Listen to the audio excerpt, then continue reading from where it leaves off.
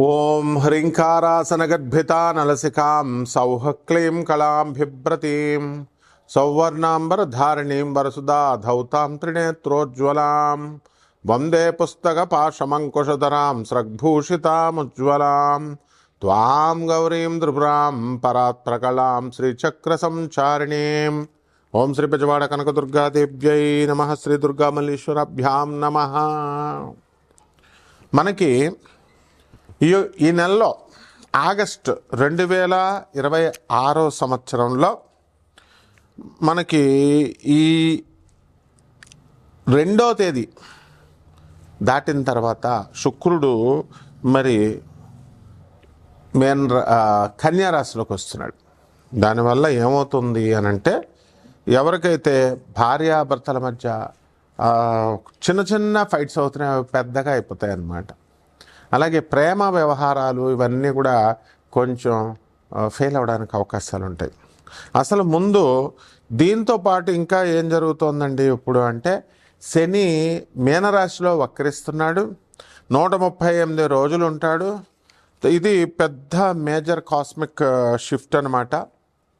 అలాగే నక్షత్రాల మూమెంట్ను కనుక మనం చూసుకున్నట్లయితే, ఈ యొక్క శని ఏం చేస్తాడంటే, బుధుడి యొక్క నక్షత్రం రేవతి నక్షత్రంలో ఉండి, ఆ తర్వాత మళ్ళీ తన సొంత స్టార్ అయినటువంటి సొంత నక్షత్రమైనటువంటి ఉత్తరాభాద్రానికి బ్యాక్వర్డ్గా ఆయన అక్టోబర్ 10వ తేదీన వెనక్కి వచ్చేస్తాడనమాట. అలాగే మనం చూసామండి, శుక్రుడు ఈ యొక్క సెకండ్ ప్లానెట్ అనమాట. సన్ నుంచి కనుక మనం చూసినట్లయితే, అండ్ భూమికి వచ్చేసరికి చాలా క్లోజ్గా ఉంటుంది, క్లోజ్ నైబర్, మన పక్కంటి వాళ్ళలాగా అనమాట. క్లోజెస్ట్ ప్లానెటరీ నైబర్ అనమాట. అందువల్లనే దీన్ని ఏమంటామంటే కవల బిల్లలు అంటారు, భూమిలాగే ఉంటుంది కాబట్టి ఈ శుక్రుడిని కూడా. మరి ఎందువలనంటే ఒకే రకమైనటువంటి సేమ్ సైజు కాదు, ఒకేలాగా ఉంటుంది సైజులోను, తర్వాత సాంద్రతలోను, డెన్సిటీలోను. మరి ఇదేంటంటే రాడికల్లీ డిఫరెంట్ అనమాట అండర్ ఇట్స్ సర్ఫేస్. అందువలన ఈ క్రషింగ్ చేసే, నొక్కి పడేసి క్రష్ చేసేసే అట్మాస్ఫియర్ ఉంటుంది అక్కడ. మనం వెళ్తే తప్పడైపోతాం అన్నమాట. పచ్చడి నొక్కేస్తుంది, మన ఫేస్ల దగ్గరకు నొక్కేస్తే, కుదించేస్తే ఎలా ఉంటుంది అట్లా. అండ్ అక్కడ స్కార్చింగ్ టెంపరేచర్స్ ఉంటాయి, భలే భయంకరమైన టెంపరేచర్స్ ఉంటాయి అన్నమాట. మనం మాడిపోతాం మనం. అంటే ఇంకేం ఉండదు, లడ్డే కరిగిపోద్ది, మనం ఉండవు అనమాట. ఇంకెళ్ళిపోయి పేస్ట్ ఉడకబెట్టేసి రసం అయిపోతాం, చూసారా, అలా రసం అయిపోతాం అనమాట. మనందరం తాగుతూ ఉంటాం ఈ యొక్క సూపులని, అలాగైపోతాం, జ్యూసులు సూపుల కింద.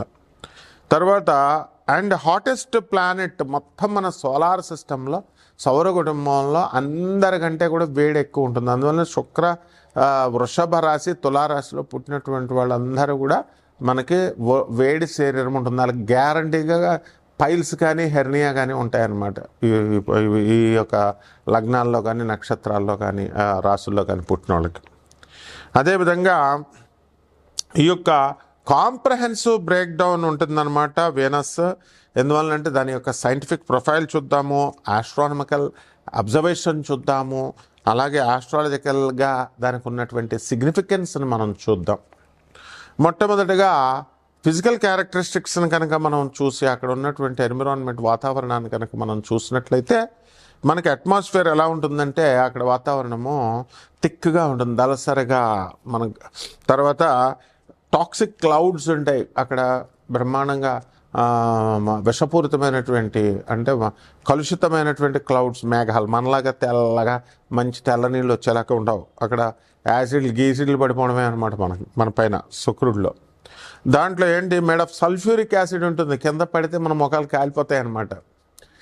అలాగే ఇది అందువలన వేడిని ట్రాప్ చేసి అండ్ రన్అవే గ్రీన్ హౌస్ ఎఫెక్ట్ని ఇస్తుంది, అండ్ క్రషింగ్ అట్మాస్ఫియర్ని క్రియేట్ చేస్తుంది. ఎంతంటే భూమి మీద మనం మామూలుగా నడుస్తుంటే మనకి గాలి వస్తే, ఒత్తిడి చేస్తుంటే ఎంత ఉంటుందో దానికంటే 90 రెట్లు నొక్కేస్తుంది అనమాట అక్కడికి వెళితే మనం. అలాగే దాని మీద ఉన్నటువంటి సర్ఫేస్ టెంపరేచర్ని కనుక మనం చూసినట్లయితే, మనకి ఆ 465 డిగ్రీల సెంటిగ్రేడ్ ఉంటుంది. మనం ఇక్కడ 40 డిగ్రీలు వచ్చేసరికి అబ్బా ఉష్ అన్నీ ఏసీ కావాలా అని ఫ్యాన్లు వేసేసుకుంటాం. 40 వచ్చేసరికి మా రాజమండ్రి వచ్చేయండి, మీకు శుభ్రంగా ఇలా కారిపోతూ ఉంటాయి అన్నమాట చెమటలు. మేము రైల్వే క్వార్టర్స్లో చదువుకుంటున్నప్పుడు షర్ట్లు గిట్లు ఉండవు, కారిపోవడమే అంతే. ఇప్పుడు మరి అంత టెంపరేచర్ ఉంటుంది. మరి గోదావరి పక్కనే, మా ఇంటి పక్కనే, మా ఇంటి వెనకాల, అయినా సరే కారిపోతూ ఉండేది. మరి అలాంటిది 900 డిగ్రీల ఫారెన్హీట్ లేదా 465 డిగ్రీల సెంటిగ్రేడ్ వేడి ఉంటుంది. ఇది లెడ్ని కూడా మెల్ట్ చేసేస్తుంది, కరిగిచ్చేస్తుంది అనమాట, అంత టెంపరేచర్ ఉంటుంది. అలాగే ఎక్స్ట్రీమ్ టోపోగ్రఫీ అని కనుక చూసినట్లయితే ఇది డెజలేట్ ల్యాండ్స్కేప్, అంటే ఐసోలేటెడ్గా ఉంటుంది. అది ఒక షేప్ ఉండదు దీనికి, షార్ప్ రాక్స్ ఉంటాయి, మంచి సూదుగా రాళ్ళను పడితే గుచ్చుపడమే లోనకి. అలాగే వ్యాస్ట్ ప్లెయిన్స్ ఉంటాయి, మనకులాగే భూముల్లాగా పెద్ద పెద్ద పంట లోయలు ఉంటాయి చక్కగా. And thousands of active volcanoes ఉంటాయి, ఎప్పటికప్పుడు పేలుతూ ఉంటాయి. మొన్న వైజాగ్లో పేలింది సముద్రంలో, చూసారు వాల్కనోస్, అగ్నిపర్వతాలు పేలుతూ ఉంటాయి, పక్కన మనం చూడొచ్చు ఎంచక్క. మరి అక్కడికే మనం 2028లో మన ఇస్రో శుక్రయానికి వెళ్తున్నాం. అప్పుడు మన అందరం కూడా వెళ్ళొచ్చు. అప్పుడు అమెరికా, లండన్ ఎలా వెళ్తున్నామో ఆ విధంగా త్వరలో 2028 నుంచి వాళ్ళు వెళ్ళొచ్చిన తర్వాత మన శుక్రయాన్ ప్రయాణం. ఇంకా అంతా ఢిల్లీ, బాంబే, అమెరికా, ఈ లండన్ ఈ ప్రయాణాలు ఉండవు. వంగా బాబా గారు చెప్పినట్టుగా బల్గేరియన్ జ్యోతిష్కురాలు, అలాగే పోతులూరు వీరబ్రహ్మేంద్ర స్వాముల వారు చెప్పినట్టు, నోస్ట్రడామస్ ఫ్రాన్స్కి చెందినటువంటి జ్యోతిష్కులు చెప్పినట్టు ఆ యొక్క గ్రహాలకు మనం వెళ్ళిపోతూ ఉంటాం. చంద్రుడి మీదకి వెళ్ళిపోవడమే అమెరికా వెళ్తున్నట్టు. అలాగే కుజుడి మీదకి మంగళయా అని వెళ్ళొచ్చేసాం, ఇప్పుడు శుక్రయా అని వెళ్ళిపోతున్నాం. అంతే, ఇక ప్రయాణాలు. తర్వాత దీని ఆర్బిటాల్ మెకానిక్స్ని, రొటేషన్ని కనుక మనం చూసుకున్నట్లయితే వీనస్ ఏం చేస్తుందంటే దాని యాక్సిస్ మీద అది తిరుగుతూ బ్యాక్వర్డ్లో తిరుగుతుంది. అంటే మోస్ట్ అదర్ ప్లానెట్లా కాకుండా ఇది backward. Venus spins backward on its axis, వెనక్కి తిరుగుతుంది ఇది. అది విచిత్రమైనది compare to most other planets. అంటే ఈ sun rises in the west వాళ్ళకి, శుక్రుడి మీద ఉన్న వాళ్ళకి వెస్ట్లో, సూర్యుడు వెస్ట్లో పుడతాడు. అలాగే sun sets in the east అనమాట వాళ్ళకి, శుక్రుడికి. అలాగే స్లోయెస్ట్ స్పిన్ ఎంత ఉంటుందంటే 243 భూమి మీద ఉన్నటువంటి రోజులను 243 కనుక పట్టినట్లయితే అది స్లోయెస్ట్ అనమాట. ఒక సంవత్సరం ఒకసారి దాని చుట్టూ అది తిరిగినట్టు. Making a single Venusian day, Venus day, Venusian day అంటాం. Longer than its entire orbital year of 235 earth days. 225 days జనరల్గా, దానికంటే కూడా లాంగర్గా 243 డేస్ పడుద్ది రొటేట్ ఒకసారి సూర్యుని చుట్టూ తిరగడానికి.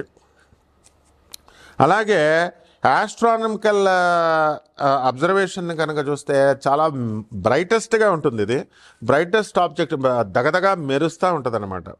సో మూన్ కనుక తీసేస్తే బ్రహ్మాండంగా కనబడద్దు కదా భూమి, మన చంద్రుడు సూర్యుడులాగా మంచి కాంతివంతంగా. దాన్ని తీసేస్తే మళ్ళీ ఆ తర్వాత నవగ్రహాల్లో, ఎవర్ర గ్రహాల్లో ఉన్నది అని అంటే వీనస్సే బ్రైటెస్ట్ న్యాచురల్ ఆబ్జెక్ట్ అనమాట ఎర్త్స్ నైట్ స్కైలో కనుక మనం చూసినట్లయితే. బికాస్ దాని డెన్స్ క్లౌడ్ని బట్టి అలా ఉంటుంది. అలాగే కవర్ రిఫ్లెక్ట్ 70% ఆఫ్ ద సన్లైట్ని తీసేసుకొని మనకు రిఫ్లెక్ట్ చేస్తుంది అది. అలాగే మార్నింగ్ అండ్ ఈవినింగ్ స్టార్గా దాన్ని చెప్పుకుంటాం. దాని ఆర్బిట్ అంతా కూడా భూమి లోపల ఉంటుంది, ఇంటీరియర్ టు ఎర్త్ కాబట్టి అది it is visible shortly after sunset. వెస్ట్లోకి వెళ్ళి సన్సెట్ తర్వాత చూసుకోవచ్చు. అలాగే షార్ట్లీ బిఫోర్ సన్ రైజ్ ఈస్ట్లో మనం చూసుకోవచ్చు. అలాగే వేదిక్ ఆస్ట్రాలజికల్ సిగ్నిఫికెన్స్ కనుక వేద శాస్త్రాల్లో ఉన్నటువంటి దాన్ని బట్టి మనం చెప్పుకోవాలనుకుంటే మనకి కోర్ సిగ్నిఫికెన్స్ ఏముంటుందంటే వీనస్ ప్రేమని, లవ్ని, బ్యూటీని, వెల్త్ని, సంపదని, లగ్జరీని, రిలేషన్షిప్స్ని, క్రియేటివిటీని, సృజనాత్మకత శక్తిని, మ్యారేజ్ని, వీటిలన్నిటికీ కారకత్వం శుక్రుడిది అనమాట. మరి రాశి రోలర్షిప్ దగ్గరికి వచ్చేసరికి అది వృషభ రాశికి, తులారాశికి స్వక్షేత్రాలవి. అలాగే మీనరాశిలో మంచి ఎనర్జీ అంతా కూడా స్ట్రాంగ్గా మ్యాక్సిమం స్ట్రెంగ్త్ ఉంటుంది. అండ్ వీకెస్ట్ స్ట్రెంగ్త్ కన్యా రాశిలో ఉంటుంది. ఇప్పుడు అది ఉంది. ఇంతకీ ఏమిట్రా కదా అంటే ఈ కన్యా రాశి 2 ఆగస్ట్ నుంచి మనకి 2026 సంవత్సరం నుంచి శుక్రుడు వీక్ అయిపోయాడు. కాబట్టి దీని కరెంట్ స్టేటస్ ఏంటంటే మనకి బ్రైట్ మార్నింగ్ స్టార్గా ఈస్టర్న్ స్కైలో మనం చూడొచ్చు. అండ్ ఆగస్టు 12న 2026 సంవత్సరంలో 6 ప్లానెట్ అలైన్మెంట్ ఒకటి మనకి కనబడబోతుంది. ఆ 6 ప్లానెట్స్ అదేమిటంటే బుధుడు, కుజుడు, గురుడు, శని, యురానస్ అండ్ నెప్ట్యూన్, ఇవన్నీ కూడా పెద్ద ఆర్చ్లాగా ఆకాశంలో మనకు కనబడబోతుంది. దీనివల్ల మనం ఒక్కొక్క రాశికి ఏ విధంగా ఉంటుందో మనం విడివిడిగా ద్వాదశ రాశుల వారికి చూద్దాం. ఎవరైతే ఈ యొక్క ఇదంతా కూడా మనము కోటాను కోట్ల మంది కామన్ ప్లాట్ఫారంగా గోచార రీత్యా మనం చెప్తున్నాం. వ్యక్తిగత జాతకాలు కావాలనుకునేటటువంటి వాళ్ళు మరి వాట్సాప్లో నాకు డీటెయిల్స్ అన్నీ కూడా పెట్టండి, వాట్సాప్లో చేయండి. ఫోన్లు చేస్తే మేము అర్థం అనమాట, ఎందుకంటే అక్కడ బయట ఉంటాం. మీకు ఏం కావాలో సమస్య వాయిస్ మెసేజ్ని కానీ లేదా వాట్సాప్లో పెట్టండి. ఒక్కొక్క రాశి వారికి ఎలా ఉంటుందో చూద్దాం. తులారాశి, ఈ తులారాశి వారికి అందరికీ కూడా చాలా ప్రధానమైనటువంటిదండి. ఇది చాలా బలంగా డబ్బులు రావాలి మీకు. అసలు అప్పులు ఇచ్చేశారు మీరు అందరికీ కూడా, కానీ ఆ శుక్రుడు వ్యయస్థితిగతుడయ్యాడు, నీచపెట్టాడు. కాబట్టి ఏమవుతుందండి, మీ అందరికీ కూడా మీకు రావాల్సినటువంటి డబ్బులు చాలా అధిక కష్టం పడితేనే తప్ప రావన్నమాట. ఆదాయాల దగ్గరికి వచ్చేసరికి ఉద్యోగాలు చేస్తున్నటువంటి వాళ్ళకి జీతపత్యాలు వస్తాయి, కానీ ఎలా వచ్చినాయో అలా ఖర్చు అయిపోయినాయి అని అనిపిస్తూ ఉంటుంది. బంధువులందరూ మీకు చాలా ఎక్కువ మంది రావడము, అందరూ కలిసి మీరు తీర్థయాత్రలు ఇలాగ ఎక్స్కర్షన్ లాగా వెళ్ళడము, ఇలాంటి ఖర్చు అనేటటువంటిది బాగా ఎక్కువగా మీరు చేసుకుంటారు. ఇకపోతే జర్నలిస్టులకి ప్రమోషన్స్ రావడానికి అవకాశాలు ఉంటాయి. అలాగే లాయర్లు, పోలీసులు, ఇన్కమ్ ట్యాక్స్, కమర్షియల్ ట్యాక్స్ డిపార్ట్మెంట్స్లో ఉన్నటువంటి వాళ్ళందరికీ కూడా మీకు చక్కగా ప్రమోషన్స్ రావడానికి అవకాశాలు ఉన్నాయి. రాజకీయ రంగంలో ఉన్నటువంటి వాళ్ళకి, ఈ తులారాశి వాళ్ళకు పోస్టులు రావడానికి అవకాశాలు ఉన్నాయి. అయితే సంతానం నుంచి అనేకమైనటువంటి సమస్యలు మీకు వస్తాయి. పిల్లల్ని కాలేజీల్లో జాయిన్ చేయాలా, ఇలాంటివన్నీ కూడా మరి. అలాగే షష్ఠస్థితిగతుడైనటువంటి శనిగ్రహ ప్రభావం వలన మీకు లాంగిటివిటీ ఆఫ్ లైఫ్ అనేటటువంటిది ఎక్కువగా ఏర్పడుతుంది. అలాగే మీరు చక్కగా ఈ యొక్క శని మీకు ఆరోగ్యాన్ని, మంచి ఆరోగ్యపు అలవాటుల్ని మీకు ఇవ్వడం అనేటటువంటిది జరుగుతుంది. కాబట్టి ఈ యొక్క పంటల్లో మీరు అధికమైనటువంటి కమర్షియల్ క్రాప్స్ని వేసి అధికమైనటువంటి లాభాలను తీయడానికి ఉంటుంది. ఎపిలెప్సీ అనేటటువంటి ప్రాబ్లంతో మీరు బాధపడడానికి ఇది ఉంటుంది. సో న్యూరాలజికల్గా డిజార్డర్ అనేటటువంటిది ఇది అన్ప్రొవోక్డ్గా మిమ్మల్ని రికరింగ్ సీజర్స్ చేయడం ద్వారా ఈ ఎపిలెప్సీ అనేటటువంటి నరాల వీక్నెస్ మీకు రావడానికి అవకాశాలు ఉంటాయి. కాబట్టి ఎక్కువగా ప్రతిదానికి కూడా టెన్షన్ పడకుండా జాగ్రత్తగా చేసుకోండి. మంచి వాళ్ళతో స్నేహము, కొత్త కొత్త వ్యక్తులతో పరిచయాలు అవుతూ ఉంటాయి, జాగ్రత్తగా చూసి చేసుకోవాలి. ఆధ్యాత్మికంగా ఎంతో ఎదుగుదల అనేటటువంటిది మీకు కనపడుతుంది. లగ్జరీస్ మీద, రిలేషన్స్ మీద కొంత మొహం మత్తడానికి మీకు అవకాశాలు ఉంటాయి. పరిహారాల దగ్గరికి వచ్చేసరికి రాహు జపం చేసుకోండి, రాహు స్తోత్రాలు చదవండి. రాహు కిలోంపావు మినుముల్ని ఆవుపేట రంగు ఉన్నటువంటి వస్త్రాలనిచ్చి పేద బ్రాహ్మణులకి శనివారం నాడు ఉదయం 8 గంటలకు దానం చేసుకోండి. దశమహావిద్యల్లో ఒకటైనటువంటి త్రిపుర భైరవి అమ్మవారి యొక్క హోమాన్ని, అమ్మవారి యొక్క మంత్రజపాన్ని మీరు చేసుకోవడం ద్వారా బ్రహ్మాండంగా ఉంటుంది. మేడి చెట్టుని చిన్న కుండీలో వేసుకొని చక్కగా తులసి చెట్టుకు పూజ చేస్తున్నట్టుగా మేడి చెట్టుకు నీళ్లు పోసుకుంటూ రోజు పూజ చేసుకోండి. తద్వారా మీకు 64 యోగిని గణాలు అనగాదేవి, దత్తాత్రేయ స్వాముల వారు అందరూ కూడా దత్తాత్రేయుడి దగ్గర ఆ మేడి చెట్టు దగ్గర ఉంటారు. అలాగే గురు చరిత్ర పారాయణ చేసుకోండి, బ్రహ్మాండంగా సరిపోతుంది. శుభమస్తు.